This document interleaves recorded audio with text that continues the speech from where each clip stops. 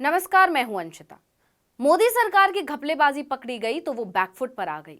अब सरकार ने सुप्रीम कोर्ट में कहा है कि सरकारी विभाग में कॉन्ट्रैक्ट नौकरियों में भी एससी, एसटी, ओबीसी को आरक्षण मिलेगा। ऐसा बिल्कुल नहीं है कि सरकार ने कोई दरियादिली दिखाई है या कोई बड़ा ऐलान किया है, बल्कि असलियत ये है कि सरकार फंस गई है क्योंकि उसकी चोरी पकड़ी गई है। ऐसा क्यों कहा जा रहा है, इस पर भी बात करेंगे। पहले ये जानिए कि सरकार ने क्या कहा और मामला क्या है। सरकारी विभागों में कॉन्ट्रैक्ट नौकरियों में भी आरक्षण दिया जाएगा, ये बात केंद्र सरकार ने सुप्रीम कोर्ट को बताई। दरअसल इसकी मांग लंबे समय से हो रही थी और सरकार सिर्फ जनता को बेवकूफ बनाने का काम कर रही थी, जिसका खुलासा एक रिपोर्ट में हुआ। जब रिपोर्ट सामने आई तो सरकार की चोरी पकड़ी गई। सुप्रीम कोर्ट में शिकायत सामने आई थी कि सरकारी अस्थायी पदों पर भर्ती में विभाग आरक्षण से संबंधित निर्देशों का पालन नहीं कर रहे हैं। 2022 में कोर्ट में एक रिट दायर की गई थी। मामला जस्टिस संजीव खन्ना और जस्टिस एसवीएन भट्टी की बेंच में पहुंचा। याचिकाकर्ता की तरफ से दायर की गई याचिका में कहा गया था कि केंद्र सरकार ने विभिन्न कार्यालय ज्ञापनों की योजना के तहत वास्तव में कोई आरक्षण नीति या योजना लागू नहीं की है। इसमें यह भी कहा गया था कि भारत सरकार के अलग अलग विभागों और मंत्रालयों ने आरक्षण नीति के साथ साथ परिणामी रोस्टर प्रणाली को भी बनाए नहीं रखा है। मंत्रालयों से मिली आरटीआई प्रतिक्रिया के मुताबिक संविदा यानी कि आउटसोर्स जनशक्ति के संबंध में आरक्षण नीति लागू नहीं की जा रही है। इसके बाद सुप्रीम कोर्ट ने दिसंबर 2022 में रिट याचिका पर नोटिस जारी किया। इस याचिका में अनुसूचित जाति, अनुसूचित जनजाति, अन्य पिछड़ा वर्ग, पीडब्ल्यूडी श्रेणियों से संबंधित व्यक्तियों के लिए केंद्र सरकार के पदों और सेवाओं में अस्थायी नियुक्तियों में जो 45 दिनों या उससे ज्यादा समय तक चलने वाली हैं, उनमें आरक्षण की मांग की गई थी। दरअसल याचिकाकर्ता ने अनुसूचित जाति और अनुसूचित जनजाति के कल्याण पर संसदीय समिति की एक रिपोर्ट का हवाला दिया था। उस रिपोर्ट में पाया गया था कि सभी विभागों द्वारा अस्थायी नौकरियों में आरक्षण के निर्देशों का पालन नहीं किया जा रहा है।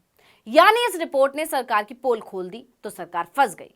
अब क्योंकि चुनाव आ रहे हैं, देश में जातीय जनगणना का मुद्दा पहले ही गरमाया हुआ है, इसलिए सरकार बैकफुट पर आ गई और सरकार को कोर्ट में यह हलफनामा पेश करना पड़ा। जब सरकार फंसी तो सफाई देने की कोशिश की। मोदी सरकार ने कोर्ट को बताया कि 2022 में भारत सरकार ने विज्ञापन जारी करके भी इस बारे में जानकारी दी थी। केंद्र सरकार ने यह भी बताया कि अस्थायी नियुक्तियों में आरक्षण की व्यवस्था 1968 से लागू है। इसे लेकर 2018 और 2022 में भी निर्देश दिए गए थे। लेकिन कुल मिलाकर सरकार को यह मानना पड़ा कि अभी तक केंद्र सरकार की अस्थायी नियुक्तियों में आरक्षण की अनदेखी हुई है। इसलिए अपने जवाब में सरकार ने कहा कि सरकारी विभागों में 45 दिन या उससे ज्यादा की अस्थायी नियुक्तियों में एससी, एसटी, ओबीसी आरक्षण दिया जाएगा। आगे कहा गया कि सभी मंत्रालयों और विभागों को अस्थायी पदों पर इस आरक्षण को सख्ती से लागू करने के निर्देश जारी किए गए हैं। अब बैकफुट में आई केंद्र सरकार के इस फैसले को लेकर राजनीति के जानकारों का दावा है कि ये सब सरकार के खौफ का नतीजा है। चुनाव सिर पर है और सरकार फंस गई है। इसी के साथ ही कुछ लोग मजे भी ले रहे हैं कि अभी तक तो मोदी जी सिर्फ एक ही जाति मान रहे थे।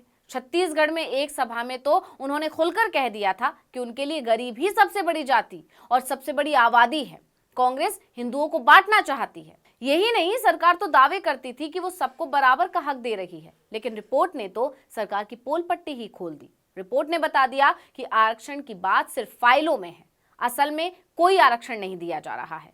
मामला कोर्ट पहुंचा तो सरकार ने बचाव की भरपूर कोशिश की, लेकिन आखिरकार चुनाव के दबाव में मोदी सरकार को अपनी गलती और चालाकी को कबूल करना ही पड़ा। सरकार को मानना पड़ा कि गड़बड़ी तो हो रही थी, लेकिन अब हम इस गड़बड़ी और घपलेबाजी को सुधार देंगे। अब सरकारी विभाग में कॉन्ट्रैक्ट नौकरियों में भी एससी, एसटी, ओबीसी को आरक्षण मिलेगा। जस्टिस संजीव खन्ना और जस्टिस एसवीएन भट्टी की बेंच ने इसी ओएम के आधार पर रिट याचिका का निपटारा किया, लेकिन सरकार की बात पर अदालत को भी पूरी तरह भरोसा नहीं है। सरकार को फटकार लगाते हुए कोर्ट ने कहा कि सरकारी विभागों द्वारा नियमों का उल्लंघन होता है। इसके साथ ही कोर्ट ने साफ कहा कि अगर आगे भी याचिकाकर्ता को इस संबंध में किसी तरह की परेशानी सामने आती है तो वो दोबारा अदालत का दरवाजा खटखटा सकता है। यानी कोर्ट ने साफ कर दिया कि सरकार आगे कोई घपलेबाजी करने के बारे में सोचे भी ना। अगर ऐसा हुआ तो इसका अंजाम अच्छा नहीं होगा। फिलहाल इस मामले से ये तो साफ हो गया कि सरकार कितना डरी हुई है। नहीं तो मोदी सरकार अपनी गलती मान ले, ये तो हो ही नहीं सकता। अब लोग मजे ले रहे हैं कि संसदीय समिति ने मोदी सरकार की घपलेबाजी पकड़ ली तो सरकार होश में आ गई है।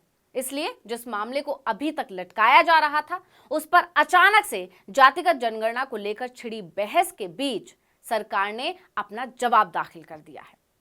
तो इस वीडियो में इतना ही। आपसे अनुरोध है कि यूट्यूब पर हमारे चैनल आर्टिकल 19 इंडिया को सब्सक्राइब कीजिए, फेसबुक पर लाइक कीजिए, कमेंट करके बताइए आपको हमारा ये वीडियो कैसा लगा। आने वाले दिनों में हम और किन मुद्दों पर वीडियो बनाएं ये भी जरूर बताइएगा। ट्विटर हैंडल है article19_India, इसको भी फॉलो कर लीजिए। नमस्कार।